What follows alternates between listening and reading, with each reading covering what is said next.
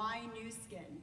I first got introduced to our industry when I was 19, and between 19 and 28, I had 3 different times that people introduced me to this industry, and I got it right away. I understood that it was going to lead to a different type of life. But people introduced it only from a product side, not from a business side. And I waited 10 years, and at 39, I moved across the country and was looking for someone who understood this as a business. And someone called me about Nu Skin, and I joined. And my previous careers had been as a hairdresser, then went back to college when I was 25, got a business degree, worked for a nonprofit organization, realized that's not where it is. Then went to work for a for-profit organization and realized after I made 6 figures, this isn't it. And actually had given my boss 8 months notice and had left that career. And they said, why? And I said, I know I need to reinvent. I'm not sure what, but I know this isn't it, so I already know that I'm leaving. And that was the precursor to joining. So you are so big on vision, and in fact, I just had such an amazing couple of days experience with you, doing some extra training and time with our teams. I always remember all the conventions you hear with so many people. I mean, and I've seen you win awards on, right, bringing the most amount of new people in your team to these events.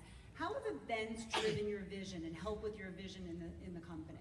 One of the things that I always shared with people was that if I was offering you a job and I said to you, because you're new in the first 6 months of your corporation, of your job with us, you're not going to be able to be with us. But there's a major event that all the top leaders are going to be at and all the company leaders are going to be at. And we're going to be exchanging understandings and vision and where we're going and what's working. But you can't go because you're new. But you'll still be responsible for the same results. I said, would you take that job? And of course people said no, and I said, why? And they said, because you're setting me up to fail. And I said, well, be sure then that this is your business. Be sure you're not that boss to you. And that was so clear to me that it's not so much what's said from the stage, and great things are said from the stage always, but that's not really the key. It's that when we are with each other, we see ourselves differently. There is a difference that happens when you are among like-minded people, and nobody can bring that to your home. You've got to come out. And I'm reading a book right now that is impacting me in a huge way by T.D. Jakes called Instinct. And in that book, he talks about the fact that when a baby is in gestation, how do the cells know, how to find each other? And he was saying he was with a heart surgeon, and that doctor was saying that the way that the heart cells find each other is because they have a rhythm to them, and they bypass all the other cells, and they find each other by the rhythm, and then they become the heart. And I was like, wow, that is us.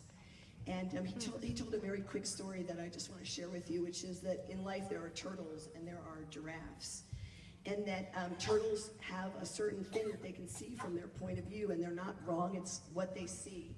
And they're just reporting from what they see. And then giraffes have a 25-pound heart because they have a 9-foot neck. And he says that if a giraffe tries to put their head down for too long, they lose consciousness. And I was like, oh, I think I've done that.